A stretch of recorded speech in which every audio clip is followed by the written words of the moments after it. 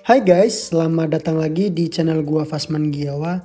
Seperti biasa, gua akan bahas soal-soal untuk P3K Perawat terupdate tahun 2023-2024. Nah, di video kali ini aku bahas kompetensi teknis, di mana ada 3 tindakan keperawatan, posisi pasien, dan juga keperawatan maternitas.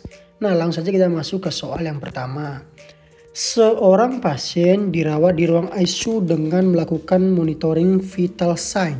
Didapatkan saturasi tuan J 87%. Apakah tindakan perawat yang dilakukan pada pasien di atas? A. Memasang O2 dengan sungkup NRM. B. Memasang O2 dengan simple mask. C. Memasang O2 dengan nasal kanul. D. Memasang O2 dengan mask Venturi. E. Memasang O2 dengan BVM.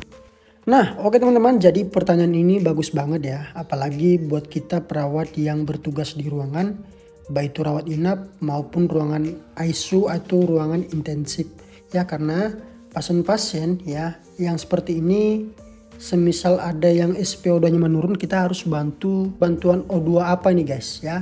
Di kelima option ini ada 5 option ya yang kita gunakan untuk membantu memasang O2. Namun memasang O2 ini ada alat-alatnya, ada NRM, ada simple mask, ada nasal kanul, mask Venturi, dan BVM. Nah, tapi kita sebagai perawat tidak sembarang memberikan alat bantuan O2 ini guys ya, karena ada prosedurnya ya. Misalnya untuk sungkup NRM ini diberikan jika saturasi pasien itu 75 sampai 85 guys ya. Kalian ingat ya. Sedangkan simple mask ya dipasang ke pasien jika saturasi pasien itu 85 sampai 89. Oke. Sedangkan nasal kanul itu diberikan jika saturasi pasien 90 guys ya. Kalau ada pasien yang saturasinya 90, kalian harus pasang nasal kanul. Tapi kalau di bawah 90, kalian harus pakai simple mask ya. Kalau di bawah 80, kalian harus pakai NRM ya. Oke, jadi beda-beda guys. Nah, sedangkan untuk bagian D ini ya, mask Venturi ini biasanya digunakan untuk pasien-pasien nebulisasi. Nah, sedangkan BVM ini biasanya kalau pasien gawat darurat atau kode blue ya. Misalnya kita melakukan RGP, biasanya BVM ini kita gunakan. Oke, jadi jawabannya jelas ya, karena saturasi pasiennya 87%, maka diberikan simple mask. Oke teman-teman, jadi jawabannya B. Nah, oke, ini udah gua kasih buat teman-teman semua, kalian hafal ya. Oke. Nah, di sini juga udah gua kasih gambarnya, misalnya nasal kanul seperti ini ya, bagi yang belum tahu. Kemudian ini simple mask. Nah, kemudian ini NRM ya, yang punya kantong udara gitu guys ya. Jadi dia beda sendiri. Nah, kemudian ada nih untuk pasien-pasien nebul ya, yang disebut dengan mask Venturi. Kemudian ada BVM. Oke, itu untuk soal yang pertama ya. Kita lanjut ke soal yang nomor 2. Perawat mengkaji tanda-tanda vital bayi berusia 12 bulan dengan infeksi pernapasan dan tercatat bahwa tekanan darah 90 per 50 mm hidrogium, heart rate 110 kali per menit, respirasi 35 kali per menit. Berdasarkan temuan ini, tindakan manakah yang paling tepat? B. Berikan oksigen. B. Beritahu dokter yang bertanggung jawab. C. Dokumentasi temuan. D. Kaji ulang pernapasan setiap 15 menit. E. Cek TTV. Nah, jadi di pertanyaan soal nomor 2 ini dia menanyakan tindakan keperawatan yang paling tepat. Nah, jadi di soal nomor 2 ini perawat mengkaji bayi berusia 12 bulan dengan infeksi pernapasan. Dan tercatat bahwa tekanan darah 90, heart rate 100, respirasi 35. Nah, jadi berdasarkan yang telah ditemukan perawat, apa yang dilakukan perawat guys ya pada kasus ini ya? Apakah bagian A atau B, C, D, dan E? Yang mana guys? Jadi jika teman-teman lagi merawat bayi kemudian menemukan tanda-tanda vital seperti ini, ya teman-teman catat ya di catatan keperawatan. Yang artinya kita dokumentasikan temuan ya. Jadi jawabannya C ya guys ya. Oke, mudah ya. Kita lanjut ke soal yang nomor 3. Seorang pasien dibawa ke IGD puskesmas setelah jatuh dari tangga. Tampak luka memar di kening. GCS 7 dan terdengar bunyi snoring. Berdasarkan temuan ini, tindakan manakah yang paling tepat? A. Membuka jalan napas pasien menggunakan NPA. B. Menggunakan jalan napas pasien dengan teknik Hetil Chain Lip. C. Tetap melanjutkan pemasangan OPA. D. Melakukan intubasi endotrakeal. E. Melakukan Heimlich maneuver.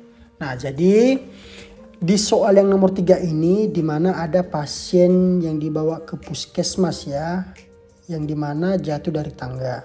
Nah, dari hasil pengkajian tampak luka ya, memar di kening, kemudian GCS pasien 7 dan terdengar bunyi snoring. Nah, ini dia nih guys ya, jika terdengar bunyi snoring, nah jika ada pasien seperti ini ya, apalagi dengan GCS 7, kita kasih bantuan apa guys ya untuk membuka jalan napas pasien? Apakah NPA atau Hetil Chain Lip, atau kita berikan OPA, atau kita pasang intubasi? Wow, kayak dokter ya. Atau kita lakukan Heimlich maneuver. Oke, dari kelima option ini yang pertama Heimlich maneuver tentunya tidak cocok ya. Orang pasiennya GCS 7 kok mana bisa ya. Kemudian intubasi endotrakeal, kayaknya ini harus dokter ya guys ya, nggak bisa perawat kayaknya ya.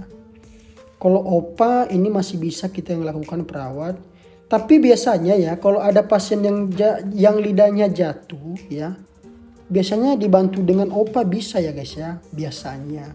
Tapi karena ada bunyi snoring kayaknya nggak bisa guys, karena pasien dengan kesadaran menurun apalagi bunyi snoring itu dapat menyebabkan batuk guys ketika diberi OPA. Jadi ini kurang tepat. Hetil Chain Lip juga kurang tepat guys ya, karena ini kita bantu biar lidahnya terangkat ya. Kurang tepat ya, kalau cuman kita angkat kepalanya, ini kayaknya kita angkat kepala, dagunya kurang tepat ya. Jadi bagian A ini di mana kita menggunakan NPA atau nasopharyngeal airway. Nah, jadi untuk pasien ya yang GCS 7 dan terdengar bunyi snoring, yang paling tepat adalah NPA, di mana tindakan nasopharyngeal ini yaitu memberikan selang melalui hidung ya. Melalui hidung lalu dimasukkan ke dalam untuk mengangkat lidah si pasien gitu guys ya. Oke.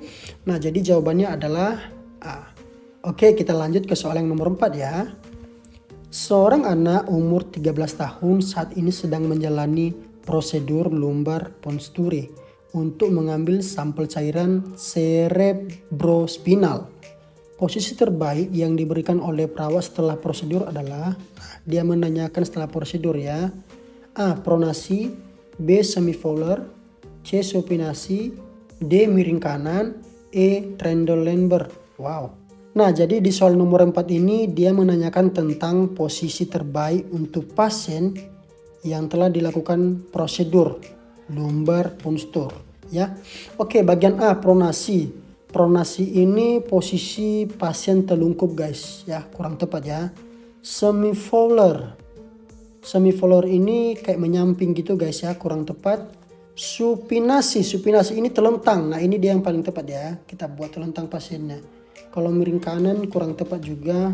Trendelenburg apalagi, dimana pada posisi ini pasien kakinya terangkat ke atas atau lebih tinggi lah daripada kepalanya, seperti itu guys ya. Jadi yang paling tepat adalah supinasi atau posisi telentang. Oke, jadi jawabannya adalah C. Kita lanjut ke soal yang nomor 5. Seorang Nyonya T pos seksio besar di RSUDX. Setelah dilakukan beberapa tahapan perawatan pada bayi, sebagai perawat melakukan pengukuran lingkar kepala pada bayi tersebut. Nah, berapa normal lingkar kepala bayi baru lahir?